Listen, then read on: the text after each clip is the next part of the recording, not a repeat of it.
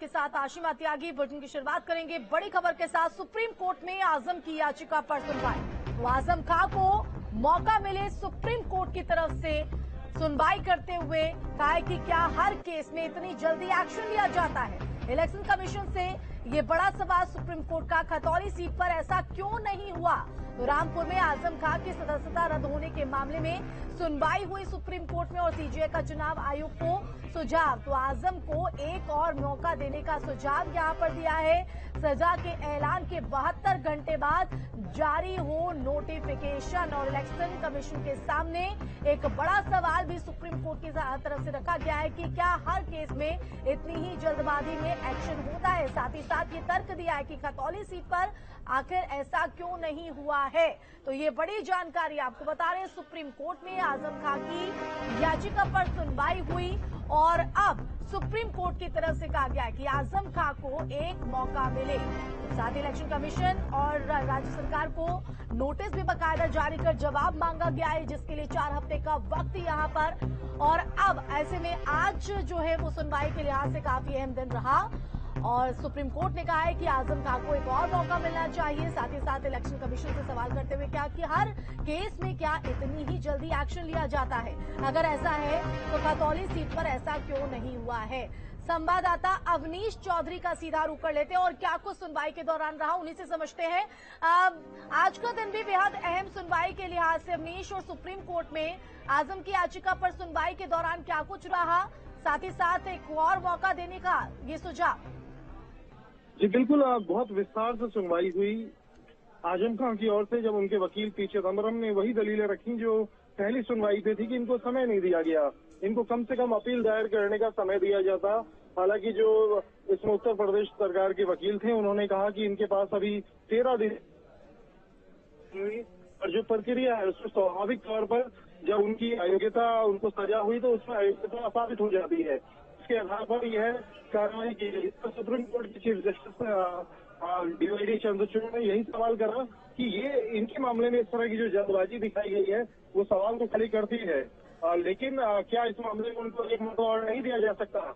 और इस पर जब उन्होंने प्रक्रिया का हवाला दिया उत्तर प्रदेश सरकार ने, तो सीजीआई ने साफ तौर पर कहा कि इसमें कहीं कुछ ऐसा दिख रहा है कि जल्दबाजी की जा रही है, तो इसमें उनको कम से कम एक मौका दिया जाए ताकि वो अपनी अपील दायर कर दे। और अपील दायर करने के बाद अगर अदालत में जब अपील दायर की जाएगी तो उसके बाद जो अदालत का निर्देश रहेगा उसके आधार पर आगे की कार्रवाई में समय दें। तो इसके लिए सीजीआई ने कहा है कि आप चुनाव आयोग से पूछ कर बताएं कि क्या ये जो उपचुनाव की जो प्रक्रिया है जो 10 तारीख से बताई जा रही है वो टाली जा सकती है या नहीं टाली जा सकती है। हालांकि उत्तर प्रदेश सरकार ने ये भी कहा कि ये प्रेस विज्ञप्ति है, नामांकन 17 नवंबर से होना है, तो अभी हमारे पास समय है।